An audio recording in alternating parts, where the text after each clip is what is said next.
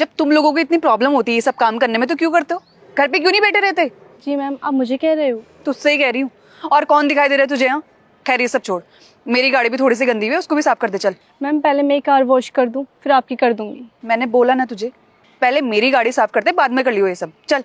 Ma'am ये almost हो ही गई है, बस 5 मिनट और लगेगा। तुझे समझ नहीं आ रहा है क्या बोल रही हूँ मैं? मैम मुझे सब समझ में आ रहा है, लेकिन बस 5 मिनट और।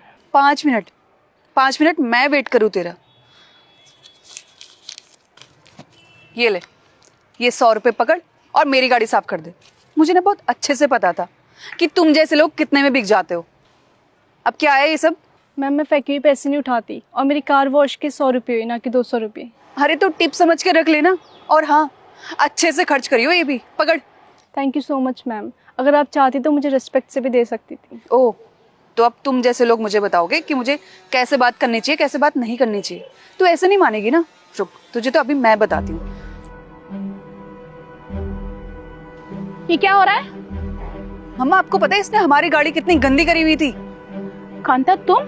जी मैम। मम्मा आप जानते हो इसको? हाँ, बहुत अच्छे तरीके से। लेकिन मम्मा आप इससे इतने प्यार से क्यों बात कर रहे हो? आपको पता है इसने मेरे साथ कितनी बदतमीजी करी अभी।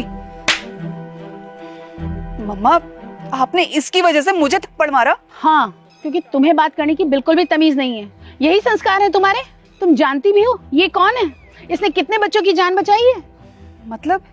मतलब ये कि जब सिग्नल पे स्कूल वैन खराब हो गई थी तो सब लोग खड़े होकर तमाशा देख रहे थे, कोई भी मदद के लिए नहीं आया था।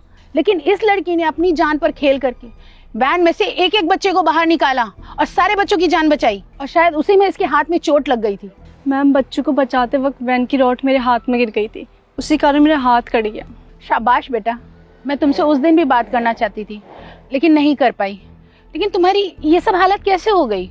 मैम हाथ कटने के बाद मैं अपाहिज हो गई थी, फिर किसी भी कंपनी ने मुझे जॉब नहीं दी, और परिवार का पेट पालना मेरे लिए मजबूरी हो गई थी, जिस वजह से मैं ये सारे काम कर रही हूँ। ये दुनिया बस दिखावटी है।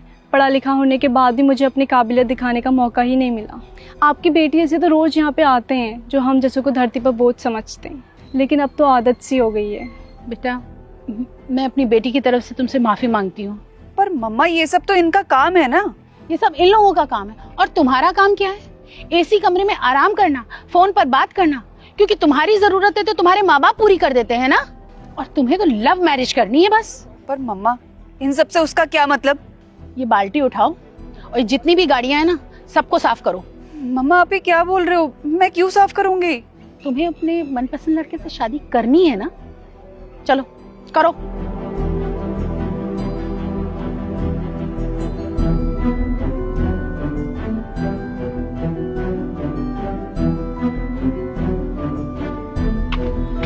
हो गई सारी गाड़ियां साफ? हाँ मम्मा। इन सब से तुमको क्या सबक मिला?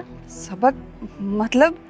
बेटा, मैंने तुमसे ये सब इसलिए करवाया ताकि तुम ऐसे लोगों के काम की वैल्यू कर सको, वरना तुम्हें तो अपने माँ बाप के पैसों पे बहुत घमंड है ना। हाँ मम्मा आप एकदम ठीक कह रहे हो। हमें कभी भी पैसों को लेकर घमंड नहीं करना चाहिए। I am sorry. बेटा, मैं ये बात तुम्हें थोड़ी देर पहले बोलती ना तो तुम मेरी हाँ में हाँ मिला देती, लेकिन तुम्हें सबक सिखाना बहुत जरूरी था ताकि तुम किसी के साथ बदतमीजी ना कर सको। आई एम सॉरी मम्मा, मुझसे बहुत बड़ी गलती हो गई है। मैं प्रॉमिस करती हूँ मैं आज के बाद ऐसा कभी किसी के साथ नहीं करूँगी। और आप भी मुझे माफ़ कर दो, मैंने पता नहीं आपको क्या क्या गलत बोला। इट्स ओके मैम, अब मैं चलती हूँ। सुनो बेटा, तुम हमारी कंपनी क्यों नहीं ज्वाइन कर लेती? Thank you so much ma'am, आपने मुझे इस काबिल समझा। जस्ट बिकॉज मैं अपाहिज हूँ और आप मुझे जॉब दे ये मैं नहीं चाहती। मैं अपने हुनर की वजह से ही जॉब पाना चाहती हूँ। शाबाश बेटा, इसको कहते हैं अपने पैरों पे खड़ा होना। तुम कल ऑफिस आ जाना। Okay ma'am. तो चल घर, तुझसे और भी काम करवाने हैं। चल।